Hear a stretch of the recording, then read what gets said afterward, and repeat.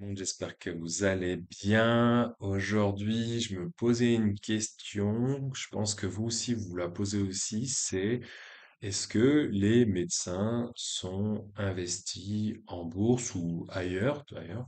Parce que vous allez dire, bah, les médecins, ils ont plutôt une bonne situation, plutôt un bon salaire. Voilà, donc ils sont plutôt intelligents. Donc, est-ce qu'ils auraient pas investi dans des choses que nous ne connaissons pas? Ou aurait-il une stratégie intéressante, si je puis dire? Bien, moi qui suis encore jeune, hein, oui, je me considère encore jeune, bah, je me suis renseigné autour de moi parce que justement, je commençais à, on va dire, relativement bien gagner ma vie. Et puis, je demandais aux gens, je leur disais, mais une fois que vous commencez à gagner de l'argent, vous le mettez où en fait? Vous le placez où? Vous faites quoi exactement? Et là, en fait, j'ai eu plusieurs types de réponses. En fait, ça dépend des profils de chacun, que c'est un homme, que ce soit un homme, une femme, qu'il soit jeune ou plus âgé, hein, qu'il ait une cinquantaine d'années ou plutôt il soit plutôt proche de la retraite. Le premier type de profil, c'est celui que je pense que tout le monde connaît. Quand on lui demande son avis, ben, il répond à côté ou il te répond pas. Donc ça, c'est pas propre aux médecins, c'est voilà, il y a beaucoup de gens qui sont comme ça. Mais on sait que cette personne, si on s'adresse à elle, c'est qu'elle est pas bête. Donc on se dit que quoi là, il a dû faire des bons placements et c'est juste qu'il veut pas les partager. Mais pourquoi il veut pas les partager? C'est pas cool. C'est comme si on allait lui piquer son oseille ou comme si on allait lui piquer son idée ou alors peut-être qu'il trempe dans des affaires louches, je sais pas moi. Ensuite, t'as celui ou celle qui n'y connaît absolument rien. Du moins, c'est ce que la personne dit. Ou alors, elle te répond, elle te dit, c'est pas moi qui gère, c'est ma femme, ou c'est mon mari. Et là, t'as envie de lui dire, mais oh, c'est ton oseille dont on parle. Ça t'intéresse pas de savoir où il est placé ton argent, non? Bon. Ensuite, tu peux enchaîner sur celui qui dit, ah non, mais moi, tout simplement, je fais confiance à mon banquier, en fait. Voilà, il m'a dit d'ouvrir une assurance vie, j'ai mis sur une assurance vie. Ou il m'a dit d'ouvrir tel type de compte. Ouais, et t'as combien de frais? Oh, je sais pas, ça doit pas être grand-chose.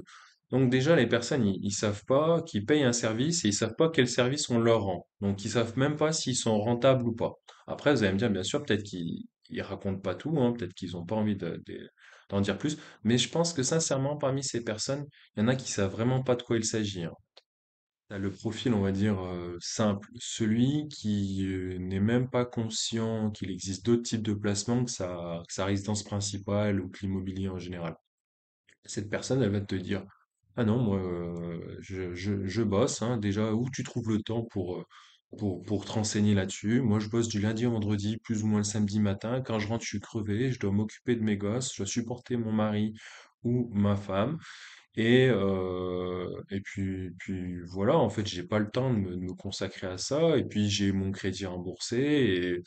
Et voilà, et en fait, il se pose pas plus de questions.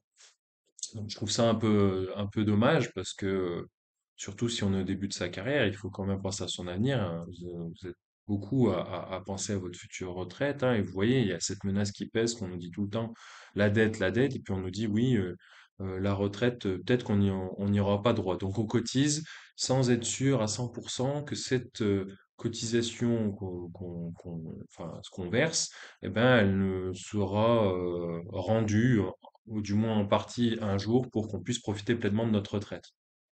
Puis tu as bien sûr le profil, un autre profil type classique, hein, pas besoin d'être médecin pour ça aussi, où bah, le mec il te dit bah moi j'ai acheté des apparts, je les loue, je fais de la location courte durée, ce genre de choses. Donc on va dire plutôt classique. Et toi, tu fais pas? Ah, mais pourquoi tu fais pas? Mais il faut, mais t'as vu, c'est pas cher en ce moment, mais vas-y, mais fonce, et puis les taux et crédits ils sont intéressants. Donc je pense que vous aussi, vous avez entendu ce genre de phrase. En gros, si tu l'as pas fait, eh ben, t'es plus bête que les autres. Donc, par contre, eux, ils sont pas investis en bourse, du moins. Te disent: «Oh non, non, ça c'est des magouilles». Par contre, aller acheter des appartements tout pourris, s'embêter à négocier avec le vendeur, tomber sur des plus ou moins vices cachés que tu pourras jamais prouver avec ton notaire et tout, et puis faire des travaux, attendre l'artisan, Voilà, quand des fois c'est pas facile. Surveiller l'artisan parce qu'il fait pas toujours bien son travail, ou il est pas toujours à l'heure, ou il est pas toujours présent, enfin bref. Et puis ensuite trouver un locataire digne de ce nom, qui te posera pas de soucis, qui respectera ton bien. Eh bien ça, c'est simple. Par contre, la bourse, c'est compliqué. Ah oui, c'est sûr que cliquer sur un bouton acheter et cliquer sur un bouton vendre, c'est très très très compliqué. Et enfin, le profil qui m'a le plus plu et le plus intéressant, c'est un de mes proches qui m'a parlé de plusieurs choses. Donc en fait, donc il y a la résidence principale, donc ça tout le monde connaît. Il y a éventuellement résidence secondaire, ça aussi tout le monde connaît. L'investissement locatif, hein, pour percevoir des revenus, donc type location courte durée ou autre. Donc ça, bien sûr, tout le monde connaît.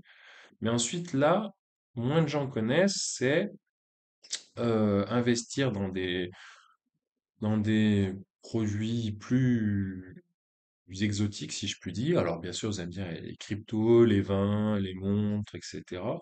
Mais il y en a un que je connaissais pas, c'était les groupements fonciers viticoles. En gros, l'idée, c'est de placer une certaine somme d'argent dans un groupement foncier viticole, c'est-à-dire qu'en gros, on aide le viticulteur à poursuivre sa production de vin et moyennant une rente. Et donc, cette rente, en général, euh, elle n'est pas en euros, elle est par exemple sous forme de bouteille. Cette personne-là, elle m'a dit bah, en fait que régulièrement, chaque année, il avait le droit, par exemple, à une trentaine de bouteilles de vin qu'il apprécie bien sûr par an. Alors libre à lui d'aller chercher ses bouteilles par lui-même ou se les faire livrer moyennant bah, un coût hein, supplémentaire. Donc ça, je connaissais pas. Alors, est-ce qu'il y a d'autres types de produits, je sais pas, comme le fromage ou comme le bois, sachant qu'il y en a qui investissent dans des forêts, peut-être qu'on peut récupérer une partie en ster, je ne sais pas, vous dites-moi en commentaire ce que vous en pensez. En tout cas, voilà, très peu, à ma connaissance, sont investis dans les actions, du moins pas très peu en PEA ou compte titre ordinaire. Certains le sont probablement via leur assurance vie, mais ils le savent pas vraiment, ils laissent leur banquier gérer. Voilà, donc bah, ceux qui sont pas au courant de tout ça, bah, j'espère leur avoir appris certaines choses, hein. N'hésite pas à t'abonner, liker et à partager. Et puis je te dis à plus de nouvelles aventures. Salut!